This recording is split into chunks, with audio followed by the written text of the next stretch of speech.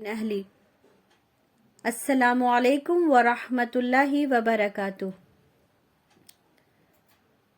کل الحمدللہ ہم نے عمرہ قضا کمپلیٹ کر لیا تھا اور آج ایک مورکے کے بارے میں پڑھنا ہے ہمیں۔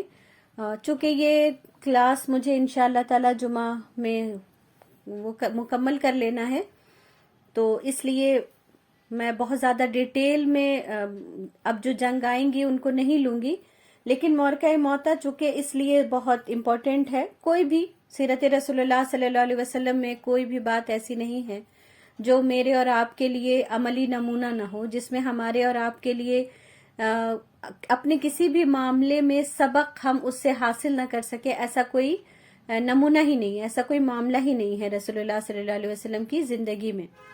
تو اس لیے ہر ایک واقعہ ہی بہت امپورٹنٹ ہے اور سب کو لینا بہت ضروری ہے۔ لیکن اسی لیے میں آپ سب سے یہ گزارش کروں گی کہ سیرت کی جب بھی کوئی ڈیٹیل کلاس میں اناؤنس کروں بچوں کی، تو کوشش کریے گا کہ بچے اس کو کر سکے، اور کیونکہ بچوں کے لیے اور اس کو پابندی کے ساتھ کرنا بہت ضروری ہے بچوں کے لیے۔ تو بہرحال مورکہ موتا سن 8 ہجری میں ہوئی، اور اس کی وجہ کیا بنی کہ شرجیل بن عمرو غسانی والی بصرہ، اللہ کے رسول صلی اللہ علیہ وسلم نے امیر بصرہ کے نام بھی خط لکھا تھا، اور اللہ کے رسول صلی اللہ علیہ وسلم کا کوئی بھی قاصد قتل نہیں کیا گیا تھا سوائے حارث بن عمیر رضی اللہ تعالی عنہ کے۔ حارث بن عمیر رضی اللہ تعالی عنہ کو اللہ کے رسول صلی اللہ علیہ وسلم نے بصرہ کے جانب بھیجا تھا، جس کا جو والی تھا، امیر تھا شرجیل بن عمرو، اس نے ان کو قتل کر دیا۔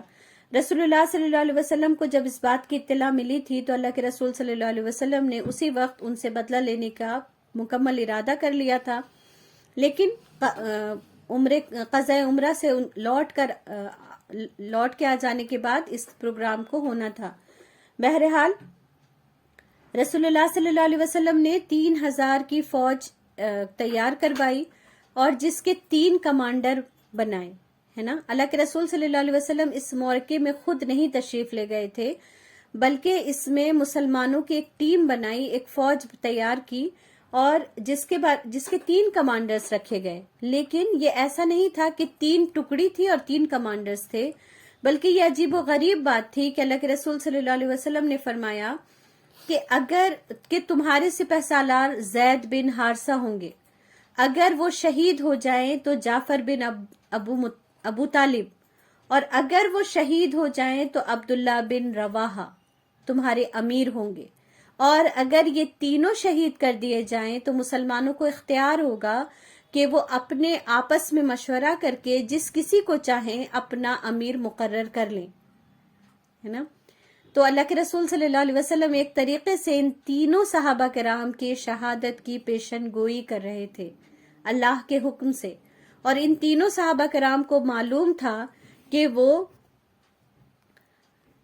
شہید ہونے والے ہیں۔ اس کے باوجود ان میں سے کسی کے بھی پیر نہیں کپ کپائے، ان میں سے کوئی بھی پیچھے نہیں ہٹا کہ یا رسول اللہ میں نہیں جانا چاہتا، بلکہ وہ سب کے سب پوری ہمت کے ساتھ اور پورے جوش کے ساتھ نکلے۔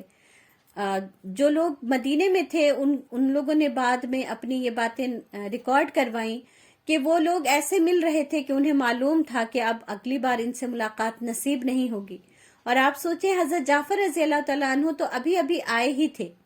ہم سب جانتے ہیں کہ حضرت جعفر رضی اللہ تعالیٰ عنہ خیبر میں انہوں نے آگے رسول اللہ صلی اللہ علیہ وسلم سے ملاقات کی تھی، وہ حبشہ چلے گئے تھے اور حبشہ سے وہ لوٹے تھے، خیبر میں ملاقات ہوئی۔ اللہ کے رسول صلی اللہ علیہ وسلم کو جب خیبر کی خوشخبری فتح کی خوشخبری دی گئی تو اللہ کے رسول نے کہا کہ میں کس بات سے زیادہ خوش ہوں، حضرت جعفر کے لوٹنے سے یا خیبر کے فتح ہونے سے۔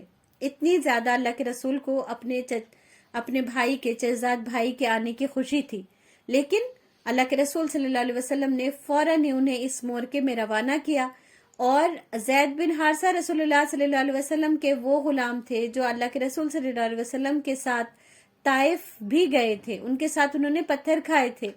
یہ تمام لوگ اللہ کے رسول کے دل کے قریب لوگ تھے، لیکن اس کے باوجود انہیں روانہ کیا گیا۔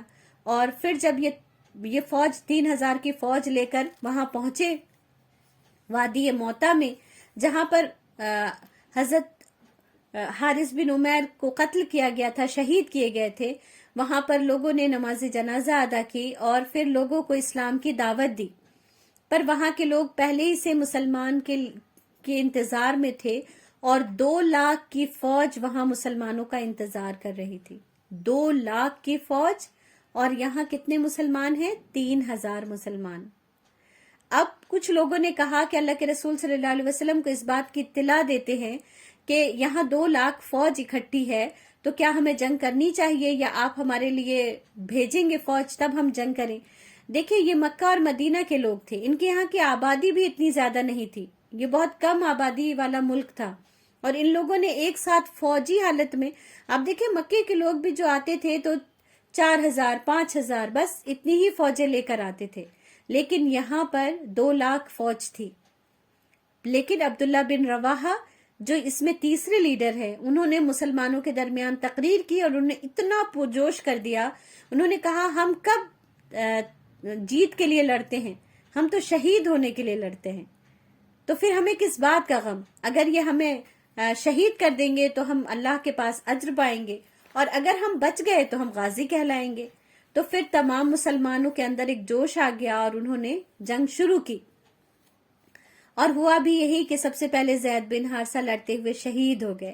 آپ دیکھیں یہ اللہ کے رسول صلی اللہ علیہ وسلم کے کمانڈرز تھے جو آگے صف میں رہتے تھے. یہ پہلا پتھر، پہلا تیر، پہلا تلوار ان کے اوپر چلتا تھا، اور حضرت زید بن حارثہ شہید ہو گئے. زید بن حارثہ جب شہید ہوئے تو لپک کر جعفر بن ابی طالب نے جھنڈا اپنے ہاتھوں میں اٹھا لیا اور لڑتے رہے یہاں تک کہ ان کا ایک بازو کٹ گیا. جب ایک اس ہاتھ سے جھنڈا گرنے والا تھا دوسرے بازو سے پکڑا، اور جب یہاں سے بھی گرنے والا تھا تو اپنے سینے سے اسے لگا لیا یہاں تک کہ وہ شہید ہو گئے. پھر اب عبداللہ بن رواحہ کی باری تھی، انہوں نے بھی جافشانی کے ساتھ جنگ کی اور وہ شہید ہو گئے. پھر ارقم رضی اللہ تعالیٰ عنہ نے جھنڈے کو اٹھا لیا اور یہ کہا مسلمانوں سے کہ اللہ کے رسول صلی اللہ علیہ وسلم نے یہی 3 سپہ سالار مقرر کیے تھے، اب جلدی سے مسلمانوں آپس میں مشورہ کرو اور اپنا ایک سپہ سالار مقرر کرو. مسلمانوں نے فوراً باہمی مشورے کے ساتھ حضرت خالد بن ولید کو اپنا سپہ سالار مقرر کیا. وہی خالد بن ولید جو احد میں ان کے لیے ناکامی کی وجہ بنے تھے، وہی خالد بن ولید جو خندق تک انہیں شکست دینے آئے تھے، لیکن پھر انہوں نے اسلام قبول کر لیا اور اللہ نے ان کا سینہ ہدایت کے لیے کھول دیا. مسلمانوں نے ان کے ساتھ بہترین سلوک کیا. مدینہ کے لوگوں نے، مہاجرین نے اپنے مقتولین کے خون انہیں معاف کر دیے، اور خالد بن ولید پھر اس مسلمانوں کے فوجی بن گئے، مسلمانوں کی طرف سے لڑنے والے بن گئے.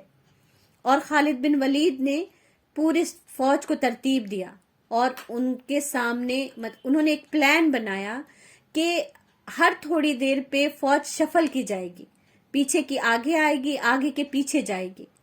اور اب یہ جب بار بار ہونے لگا کہ صبح میں کچھ اور لوگ سامنے ہوتے، دوپہر میں کچھ اور ہوتے سامنے، اور اس کے بعد اگلے دن کچھ اور لوگ سامنے ہوتے، تو یہ سارے عیسائی تھے جو فوجی تھے 2 لاکھ، انہیں یہ لگا کہ لگتا ہے مسلمانوں کو لگاتار مدد آ رہی ہے، اور ان کو کمک کہا جاتا ہے جو فوج آتی ہے آ کے جوائن کرتی ہے.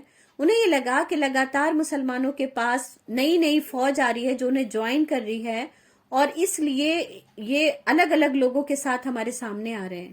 اس سے ان کے اندر بہت رعب طاری ہو گیا اور ان کی ہمت پست ہونے لگی. ان کے بہت سارے فوجی پیچھے سے بھاگنا شروع ہو گئے، اور حضرت خالد بن ولید نے کوئی بھی مسلمان جتنا لڑتا اس سے زیادہ حضرت خالد بن ولید جانفشانی کے ساتھ لڑے، بہادری کے ساتھ لڑے. لوگ کہتے ہیں کہ وہ فوج کے اندر گھس کر انہوں نے جا کر لوگوں کو قتل کیا، اور مطلب لوگ ان کی ڈر سے جب وہ جس صف میں نکلتے تھے لوگ بھاگنا شروع ہو جاتے تھے. اور رسول اللہ صلی اللہ علیہ وسلم نے مدینے میں فرمایا، اللہ کی طرف سے یہ وحی آئی کہ خالد نے 9 تلواریں جنگ کرتے کرتے توڑ دی ہیں. حضرت خالد بن ولید کی 9 تلواریں مشرکین کو قتل کرتے ہوئے ٹوٹ گئیں، اور پھر انہیں 10ویں تلوار دی گئی، اور اللہ تعالیٰ نے انہیں خالد سیف اللہ کے نام کا خطاب دیا. سیف اللہ کے معنی ہوتے ہیں تلوار، اور انہیں خود مطلب خالد بن ولید کو اللہ نے کہا اللہ کی تلوار. اتنا بڑا اعزاز انہیں نصیب ہوا ہے نا. تو اللہ تعالی ہم سب کو بھی اپنے لیے ہمت کے ساتھ، بہادری کے ساتھ کام کرنے والا بنا دے. جب جو کام بھی ہمارے حصے میں آئے ہم اس سے کبھی بھی پیچھے نہ ہٹیں. اور پھر خالد بن ولید نے مسلمانوں کو یہ بھی ترکیب بتائی کہ جنگ کریں اور 2 قدم پیچھے ہوں، جنگ کریں اور 2 قدم پیچھے ہوں. اس سے موتا کے لوگوں نے سمجھا کہ مسلمان انہیں ریگستان میں گھسیٹ کر لے جانا چاہتے ہیں تاکہ وہ بغیر کھانے اور پانی کے وہاں مر جائیں. اور یہ ترکیب کام آ گئی. فوج اپنی تلواریں اور ساری چیزیں چھوڑ چھوڑ کر بھاگنے لگے، اور اس طرح مسلمانوں کو اللہ نے جیت نصیب فرمائی. لیکن 3 بڑے بڑے کمانڈر اس میں شہید ہوئے. حضرت جعفر رضی اللہ تعالیٰ عنہ کے بارے میں اللہ کے رسول صلی اللہ علیہ وسلم نے فرمایا کہ میرے بھائی کو جنت میں 2 پر اللہ نے عطا کیے، اس چیز کے بدلے کہ انہوں نے اپنے دونوں بازو اللہ کی راہ میں شہید کر لیے تھے، اور انہیں اسی لیے جعفر بن طیار کہا جاتا ہے نا. تو اس طرح معرکہ موتا کمپلیٹ ہوئی، اور یہ 8 ہجری میں ہوئی تھی. پھر اس کے بعد جو مین وہ ہے ہمارے لیے آج ٹاپک ہے، وہ ہے فتح مکہ. معرکہ موتا 8 ہجری میں ہوئی، اور 8 ہجری میں ہی فتح مکہ کے لیے راستے کھل گئے. ابھی دیکھیں 6 ہجری میں صلح حدیبیہ ہوئی تھی، 7 ہجری میں رسول اللہ صلی اللہ علیہ وسلم اور مسلمان عمرہ کرنے گئے تھے، اور اب 8 ہجری. جب یہ صلح ہو رہی تھی تو 10 سال کے لیے ہوئی تھی، اور حضرت عمر رضی اللہ تعالیٰ عنہ کتنے ناراض ہو گئے تھے کہ یا رسول اللہ ہم ان سے کیوں دب کر صلح کر رہے ہیں. اور اس وقت آیت نازل ہوئی تھی فتح مبین کی، اور جو وہ کب ہونی ہے یہ کسی کو بھی نہیں پتا تھا. لیکن رسول ایسے ہی ہوتے ہیں، اپنے رب پر پورا توکل کرنے والے، اپنے رب پر پورا یقین رکھنے والے. تو ہوا کیا کہ بنو خزاں جو مسلمانوں کے حلیف تھے، اور بنو بکر جو مشرکین کے حلیف تھے، تو جب حلیف ہونے کا میں مطلب پہلے بھی آپ لوگوں کو الحمدللہ سمجھا چکی ہوں کہ بنو خزاں پر اگر کوئی حملہ کرے گا تو یہ سمجھا جائے گا کہ اس نے مسلمانوں پر حملہ کیا، اور مشرکین بنو بکر پر اگر حملہ کیا جائے گا تو یہ سمجھا جائے گا کہ مشرکین پر حملہ ہوا. بنو بکر نے بنو خزاں کے 20 آدمی دھوکے سے مار ڈالے. اس بات کی اطلاع رسول اللہ صلی اللہ علیہ وسلم کو دی گئی. اللہ کے رسول صلی اللہ علیہ وسلم کو جب اس بات کی خبر ملی تو بنو خزاں نے رسول اللہ صلی اللہ علیہ وسلم سے یہ بھی فریاد کی کہ آپ ہمیں انصاف دلائیں، ہم آپ کے حلیف ہیں. رسول اللہ صلی اللہ علیہ وسلم نے مسلمانوں کو ایک نئے جنگ پر جانے کے لیے تیاری کرنے کا حکم دیا، لیکن ان کو یہ نہیں بتایا کہ کہاں جانا ہے. مسلمان بھی ایسے ہی تھے، اپنے رسول پر پورا یقین رکھنے والے. انہوں نے کوئی بھی سوال نہیں کیا اور جنگ کی تیاری شروع کر دی.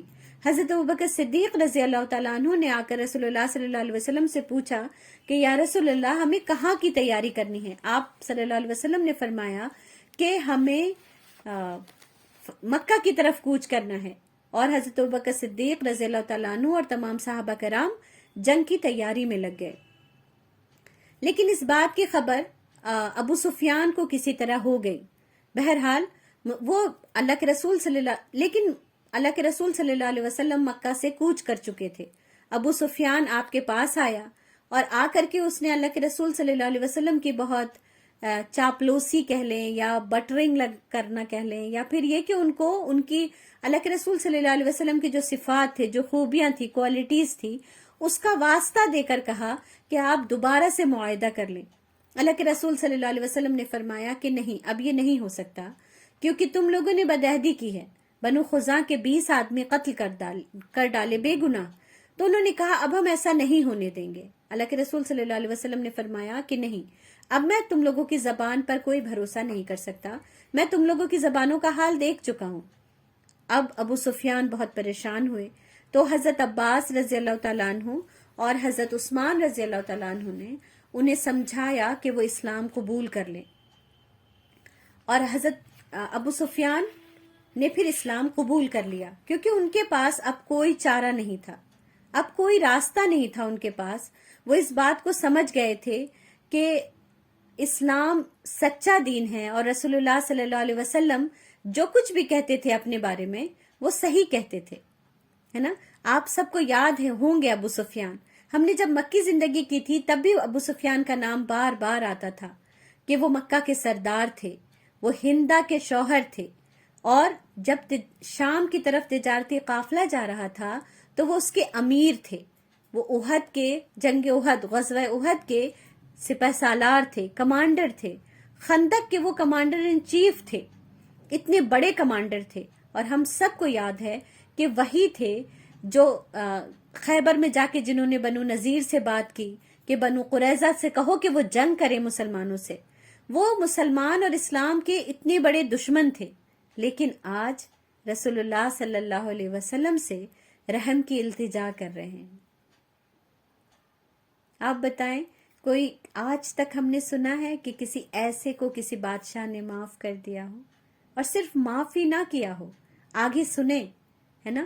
میرے بچوں کے دل میں رسول اللہ صلی اللہ علیہ وسلم کی وہ شخصیت، وہ نقشہ بٹھانا چاہتی ہوں جس سے وہ سمجھ پائیں کہ وہ کس نبی کی امتی ہیں، کس رسول کی امتی ہیں، کہ جن کے بارے میں اتنا پروپیگنڈا کیا جاتا ہے اور ہم سب جواب نہیں دے پاتے. ہمارے پاس جواب نہیں ہوتا. کیوں؟ کیونکہ ہم نے انہیں جانا ہی نہیں ہے، ہم نے انہیں سمجھا ہی نہیں ہے. لوگ کیا جانے ان کے بارے میں جن کے بارے میں ان کی اپنی امت نہیں جانتی، ہے نا. تو ہم انشاءاللہ رسول اللہ صلی اللہ علیہ وسلم کے وہ امتی بنیں گے. جو اللہ کے رسول صلی اللہ علیہ وسلم کے اوپر کوئی بھی انگلی اٹھائے گا تو ہم اسے پیار کے ساتھ رسول اللہ صلی اللہ علیہ وسلم کے یہ فیکٹس بتائیں گے کہ اللہ کے رسول صلی اللہ علیہ وسلم کی زندگی کیسی تھی، ان کے معاملات کیسے تھے، انہوں نے کیسے لوگوں کے ساتھ ڈیلنگ کی، ہے نا. تو اور پھر ابو سفیان نے اسلام قبول کر لیا. کیوں؟ کیونکہ آج ابو سفیان کے سمجھ میں آ گیا تھا کہ جس نوجوان کا وہ مذاق اڑاتے تھے، جس نوجوان کو وہ پاگل، سر پھرا، کاہن، جادوگر کہتے تھے، وہ ایک سچا اللہ کا نبی تھا، ہے نا. اور ابو سفیان کی اتنی عقل مندی، ان کی اتنی مال و دولت، اور ان کے اتنا بڑا سردار ہونا بھی ان کے کچھ کام نہیں آیا تھا. وہ نہیں پہچان سکے تھے حق کو، اور انہی کے ساتھی تھے خالد بن ولید، ہے نا. لیکن انہوں نے حق کو پہچان لیا، ان سے پہلے پہچان لیا اور اسلام قبول کر لیا. اور آج حضرت خالد بن ولید کو اللہ کے رسول صلی اللہ علیہ وسلم نے سیف اللہ کا خطاب عطا کیا تھا، ہے نا. تو کتنا فرق ہو جاتا ہے. لیکن بہرحال ہم حضرت سفیان کو بھی حضرت ابو سفیان رضی اللہ عنہ ہی کہتے ہیں، کیونکہ مسلمان ایسے ہی ہوتے ہیں، جس کو ان کا رسول معاف کر دے مسلمان تمام امتی بھی اسے معاف کر دیتے ہیں، ہے نا. اور ہم سب کے لیے اللہ کی اگر کوئی بندگی اختیار کر لے، اللہ کا اگر کوئی بندہ بن جائے تو پھر ہم اپنے بدلے نہیں لیا کرتے، ہے نا. مسلمان ایسے ہی ہوتے ہیں. تو اس لیے آج سے ہم سب، ہمارے لیے اب آگے سیرت میں ابو سفیان کیا ہیں؟ حضرت ابو سفیان رضی اللہ عنہ ہیں، کیونکہ انہوں نے اسلام قبول کر لیا، اللہ کے رسول کو سچا نبی مان لیا. تو بہرحال یہ فوج کتنی بڑی تھی؟ 10,000 کی یہ فوج تھی، جسے لے کر رسول اللہ صلی اللہ علیہ وسلم مکہ سے روانہ ہوئے. رمضان کا مہینہ تھا، لوگ روزے سے تھے اور پریشان ہو رہے تھے. تو اللہ کے رسول صلی اللہ علیہ وسلم نے روزہ کھول دیا، لوگوں کو بھی روزہ کھولنے کا حکم دیا، اور پھر تمام صحابہ کرام نے بھی روزہ کھولا. اللہ کے رسول صلی اللہ علیہ وسلم جب شام ہو گئی تو مکے سے 3 میل کے فاصلے پر ایک جگہ پڑاؤ ڈالا، یہاں پر آپ رکے، اور اس پڑاؤ کا یہ جو پوری فوج رکی تھی، اس کا پہرے دار حضرت عمر رضی اللہ تعالی عنہ کو مقرر کیا، اور فوج کی ہر ٹکڑی کو، چھوٹی چھوٹی ٹکڑی کو الاؤ جلانے کا حکم دیا، آگ روشن کرنے کا حکم دیا. اور یہ بہت چھوٹی چھوٹی ٹکڑی کو حکم دیا تاکہ دور سے جب مشرکین مکہ اس فوج کو دیکھیں تو ان کے دل پر ہیبت طاری ہو جائے، انہیں لگے کہ لاکھوں کی تعداد میں مسلمان مکہ کے باہر جنگ کے لیے کھڑے ہیں۔ اور ہوا بھی یہی، آگ اتنی زیادہ روشن تھی کہ مکے کی بستی سے صاف نظر آتی تھی، اور ہوا بھی یہی، مشرکین مکہ اس کے روب میں آ گئے، ان پر بہت زیادہ اس کا اثر ہوا، وہ بالکل پریشان ہو گئے۔ اور لیکن اللہ کے رسول صلی اللہ علیہ وسلم نے جب حضرت سفیان نے اسلام قبول کر لیا تو رسول اللہ صلی اللہ علیہ وسلم نے انہیں یہ گارنٹی دی کہ آپ مکے والوں میں پہلے جائیں اور اپنے اسلام لانے کا اعلان کریں، اور انہیں یہ بھی بتائیں کہ جو کوئی بھی آپ کے گھر میں داخل ہو جائے گا اسے امان حاصل ہوگا۔ ابو سفیان اس بات سے بہت خوش ہوئے۔ پھر اللہ کے رسول صلی اللہ علیہ وسلم نے فرمایا کہ جو کوئی بیت اللہ میں چلا جائے اسے امان ہے، اسے معافی ہے۔ جو اپنے گھروں میں، اپنے گھر میں بھی اپنا دروازہ بند کر لے گا، جنگ کے لیے سامنے نہیں آئے گا، اس سے جنگ نہیں کی جائے گی۔ اور اس طرح ابو سفیان جلدی جلدی اپنے گھوڑے کو دوڑا کر مکہ کی طرف روانہ ہوئے، اور انہوں نے پھر مسلمانوں کی الگ الگ ٹکڑیوں کو دیکھا، اس کے الگ الگ کمانڈرز تھے۔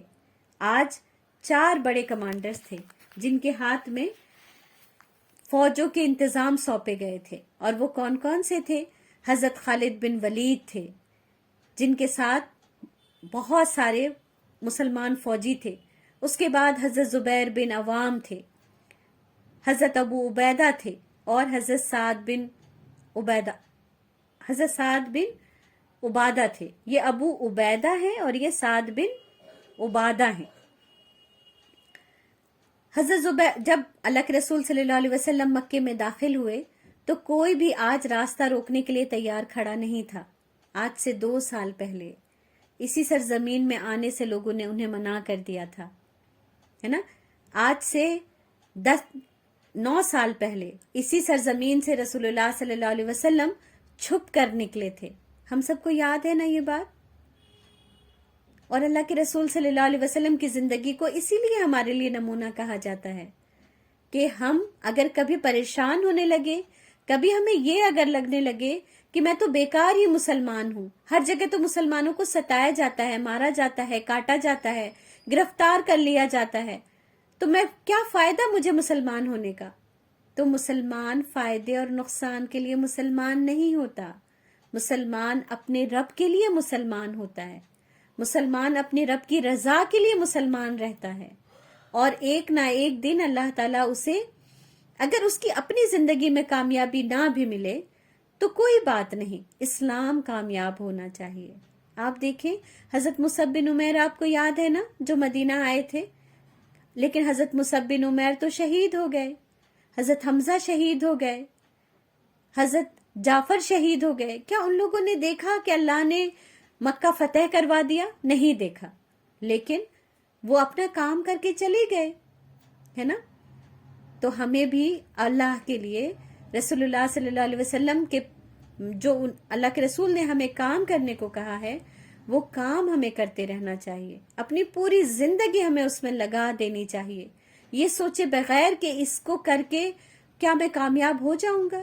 ہم یہاں دنیا میں نہیں کامیاب ہونے آئے، ہم آخرت میں کامیاب ہونے کے لیے دنیا میں آئے ہیں، ہے نا، تاکہ ہمیں اللہ تعالیٰ ہمیشہ کی جنت میں جگہ دے سکے۔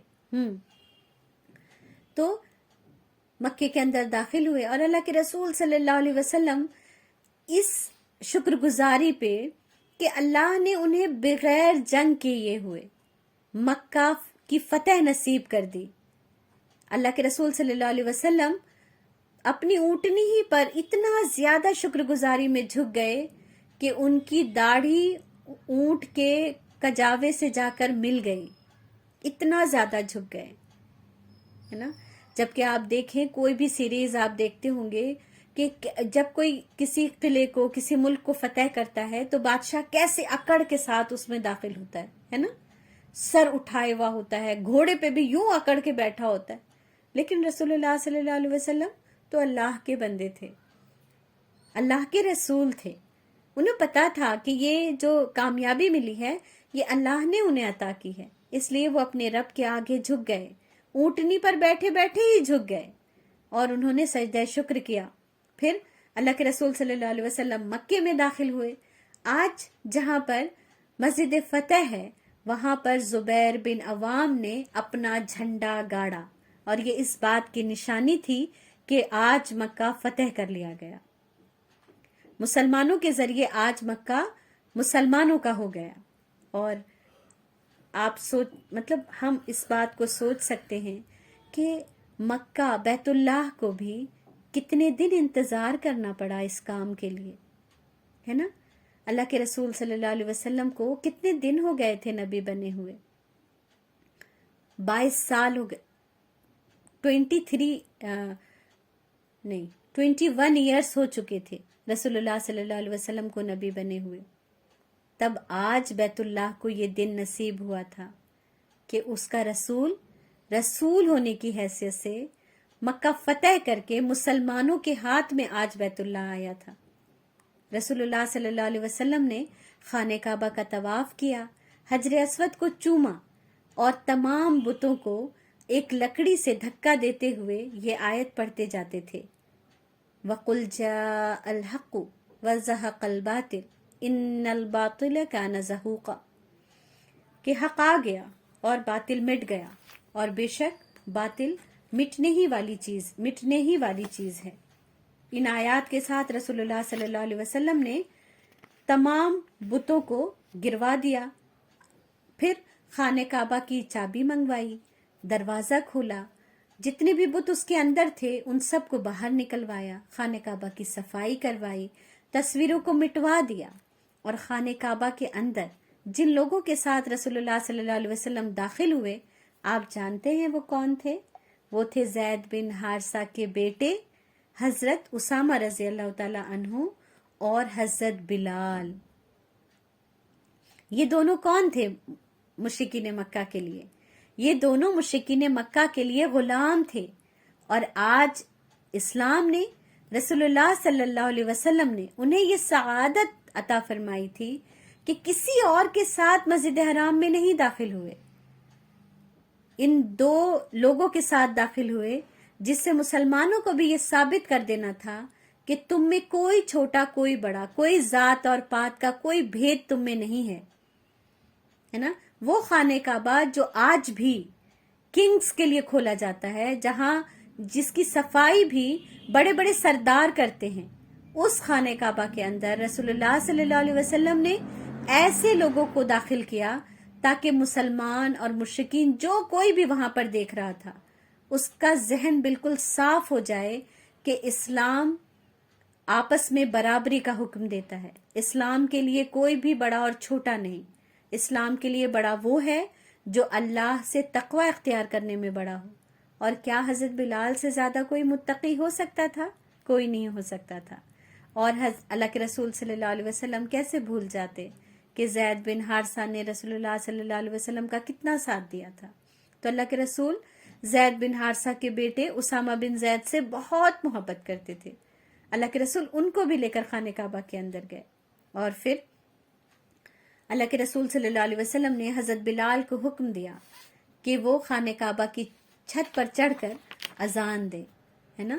وہ بلال جن کو عتبہ پتھروں پر گھسیٹا کرتا تھا، وہ بلال جن کو مکے کے لوگ بالکل عزت کے لائق نہیں سمجھتے تھے، آج خانہ کعبہ کی چھت پر کھڑے ہو کر اذان دے رہے تھے، ہے نا. اور یہ کتنی بڑی فتح تھی جو مسلمانوں کو اللہ نے نصیب کی، الحمدللہ. تو آپ سب یہ فتح دیکھنا چاہیں گے؟ میں تو دیکھنا چاہتی ہوں. کیسے دیکھیں گے لیکن ہم؟ میرے پاس ایک آئیڈیا ہے، ہم اسے دیکھ سکتے ہیں. کیسے؟ ہم دنیا میں بہت اچھے اچھے کام کریں، اللہ کو راضی کریں، اور جب ہم مر جائیں گے تب اللہ تعالیٰ جب ہمیں اپنی رحمت سے جنت میں داخل کرے گا تو ہم اللہ تعالیٰ سے فرمائش کریں گے کہ اے پروردگار، میں اپنے رسول کی اس فتح مبین کو دیکھنا چاہتی ہوں. پھر اللہ تعالیٰ ہمارے لیے مدینہ اور مکہ کے وہ تمام نظارے، وہ تمام سین ہمیں دکھا دے گا. اللہ کے لیے تو کچھ بھی مشکل نہیں. تو جتنے بھی بچے چاہتے ہیں کہ اس فتح کو دیکھیں یا رسول اللہ صلی اللہ علیہ وسلم کی پوری زندگی کو دیکھیں، ان کو چاہیے کہ وہ اچھے اچھے کام کریں، اپنے رب کو راضی کریں، اور ہم سب جنت میں ایک ساتھ بیٹھ کر ہے نا. اور پھر میں انشاءاللہ تعالیٰ آپ سب دعا کریں گے میرے لیے کہ میں بھی جنت میں جاؤں، میں آپ لوگوں کے لیے دعا کروں گی، پھر میں آپ سب بیٹھ کر دیکھیں گے، ہے نا، انشاءاللہ تعالیٰ. پھر اللہ کے رسول صلی اللہ علیہ وسلم نے دروازہ تمام مشرکین کو جمع کروایا، سارے صف کے صف کھچا کھچ بھرے ہوئے تھے. آپ نے ان لوگوں کو مخاطب کر کے فرمایا، قریش کے لوگوں، تمہارا کیا خیال ہے؟ میں تمہارے ساتھ کیا سلوک کرنے والا ہوں؟ انہوں نے کہا، آپ بہت مہربان بھائی ہیں ہمارے، اور آپ تو بہت مہربان انسان کے بیٹے ہیں. تو اللہ کے رسول صلی اللہ علیہ وسلم نے فرمایا، جاؤ، آج تم پر کوئی سختی نہیں، آج تم سب کو معاف کیا جاتا ہے اور آج تم سب آزاد ہو. اللہ کے رسول صلی اللہ علیہ وسلم نے لوگوں سے پھر بیعت لی. جو لوگ اسلام قبول کرنا چاہتے تھے ان سے اللہ کے رسول صلی اللہ علیہ وسلم نے بیعت لی، اور مردوں سے بھی بیعت لی، عورتوں سے صرف زبانی بیعت لی گئی، ہے نا. کبھی بھی ہاتھ پہ ہاتھ رکھ کے رسول اللہ صلی اللہ علیہ وسلم نے عورتوں سے بیعت نہیں لی. پھر رسول اللہ صلی اللہ علیہ وسلم کچھ ایسے مجرم تھے، کچھ ایسے لوگ تھے جنہوں نے اسلام کا اور مسلمانوں کو بہت نقصان پہنچایا تھا. ان کے نام ایک طریقے سے سمجھیں کہ وارنٹ نکالا گیا، لیکن ان لوگوں نے پھر کسی نہ کسی کی پناہ طلب کی اور اللہ کے رسول صلی اللہ علیہ وسلم کے پاس ریکویسٹ بھیجا، جسے اللہ کے رسول صلی اللہ علیہ وسلم نے قبول کر لیا اور ان سب کو معاف کر دیا. معاف کیے جانے والوں کے نام آپ سنیں گے تو حیران رہ جائیں گے. اکرمہ بن ابو جہل، ابو جہل کا بیٹا، جو ہر جگہ اپنے باپ کے ساتھ ساتھ تھا. باپ کے مرنے کے بعد اللہ کے رسول صلی اللہ علیہ وسلم کے ساتھ کوئی بھی ایسی دشمنی نہیں تھی جو انہوں نے نہیں نبھائی، لیکن انہوں نے اسلام قبول کیا. لیکن ان کے اوپر بھی ہمیں رشک کرنے کی ضرورت ہے کہ جب انہوں نے اسلام قبول کیا، اس کے بعد کبھی اسلام کی دشمنی میں ایک قدم بھی نہیں چلے. وہ حضرت اکرمہ رضی اللہ تعالیٰ عنہ نے اپنی پوری زندگی اسلامی فوج میں رہ کر گزارا اور لڑتے لڑتے شہید ہوئے. انہوں نے اپنے آپ سے یہ وعدہ کیا تھا کہ میں نے جتنے خون اسلام دشمنی میں بہائے ہیں اس سے زیادہ خون میں اسلام دوستی میں بہاؤں گا، اور اپنا پورا خون میں اسلام پر نچھاور کر دوں گا. اور انہوں نے ایسا ہی کیا. ان کا نام کیا تھا؟ اکرمہ. اس کے بعد ہیں وحشی بن حرب. وحشی بن حرب یاد ہے آپ لوگوں کو، جنہوں نے حضرت حمزہ کو تیر کے اوپر تیر چلایا تھا، اور اس دن انہوں نے بھی اللہ کے رسول صلی اللہ علیہ وسلم سے معافی مانگی اور اللہ کے رسول صلی اللہ علیہ وسلم نے انہیں معاف کیا.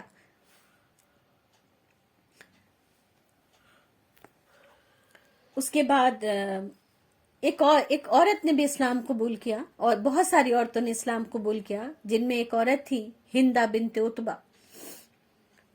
ہندہ وہی تھی جنہوں نے حضرت حمزہ کا سینہ چاک کیا تھا، لیکن اللہ کے رسول صلی اللہ علیہ وسلم نے انہیں بھی معاف کر دیا.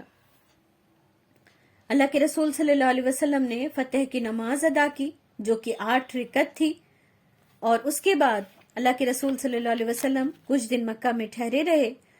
تو اس سے انصار کے لوگوں کو، مدینہ کے لوگوں کو یہ شک ہوا کہ کہیں اللہ کے رسول صلی اللہ علیہ وسلم یہی نہ رک جائیں، ہے نا، کیونکہ مکہ ان کا وطن تھا، یہاں بیت اللہ تھا، یہاں اللہ کا گھر تھا. مکہ کی سرزمین سے رسول اللہ صلی اللہ علیہ وسلم کو بہت محبت تھی. اس وقت اللہ کے رسول صلی اللہ علیہ وسلم کوہ صفا پر ہاتھ اٹھائے دعا فرما رہے تھے کہ جب ان کو یہ بات پتا چلی تو رسول اللہ صلی اللہ علیہ وسلم نے کہا، اللہ کی بنا، اب زندگی اور موت سب آپ لوگوں کے ساتھ ہے. سبحان اللہ. اس سے انصار مطمئن ہو گئے اور ان کا خوف جاتا رہا اور وہ بہت خوش ہوئے. رسول اللہ صلی اللہ علیہ وسلم نے مکے میں 19 روز قیام فرمایا. اس دوران آپ نے اسلام کی تجدید کی، یعنی اسلامی تعلیمات لوگوں کو بتائیں، اور مکے میں جتنے بھی بت اور ایسی چیزیں تھیں شرک والی، ان سب کو ختم کیا گیا. اور اس بات کو بھی ہمیشہ یاد رکھیں کہ مکہ چونکہ اسلامی نظام کا ایک بہت بڑا سمبولک ہے، اس لیے مکہ کی سرزمین اور مدینہ کی سرزمین کو بتوں سے پاک کیا گیا.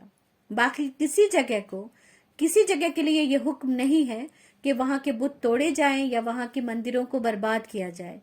چونکہ مکہ سینٹر بننا تھا اور مکہ میں حج کا اتنا بڑا فریضہ انجام دیا جانا تھا، اس لیے مکہ کی صفائی ضروری تھی.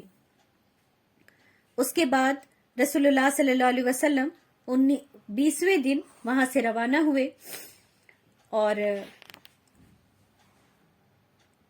انہی موقع سے ایک بار حضرت خالد رضی اللہ تعالی عنہ کی عبد الرحمن بن عوف سے کچھ سخت کلامی ہو گئی، یعنی کچھ بحث ہو گئی.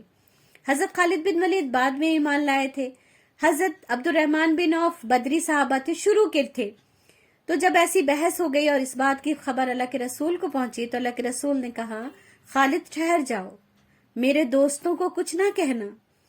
اللہ کی قسم اگر احد پہاڑ کے برابر بھی سونا تمہارے پاس ہو اور تم اسے خرچ کرو، تب بھی میرے ساتھی میں سے کسی ایک آدمی کی ایک صبح کی عبادت یا ایک شام کی عبادت کو تم نہیں پہنچ سکتے. تو اس سے ہمیں کیا پتہ چلتا ہے کہ جب اسلام کی ناقدری ہو رہی ہو، جب اسلام کے خلاف لوگ چاروں طرف سے بول رہے ہوں، جب اسلام پر یقین کرنا مشکل ہو، اس وقت اگر اسلام کو ہم اٹھا کر اپنے سینوں سے لگائیں گے، ہم اس کی حمایتی، ہم اس کے مددگار بنیں گے، تو اللہ کی نظر میں ہماری بہت زیادہ عزت اور ہمارا بہت بڑا مقام ہوگا انشاءاللہ تعالی. تو آج ہم یہیں پر اپنی کلاس ختم کرتے ہیں، اس امید کے ساتھ کہ میرے بچے اپنے رب کے پیارے پیارے بندے بنیں گے، اپنے رسول اللہ صلی اللہ علیہ وسلم کے سچے امتی بنیں گے، اور اللہ کے رسول صلی اللہ علیہ وسلم کے لیے اپنے دل میں ڈھیر ساری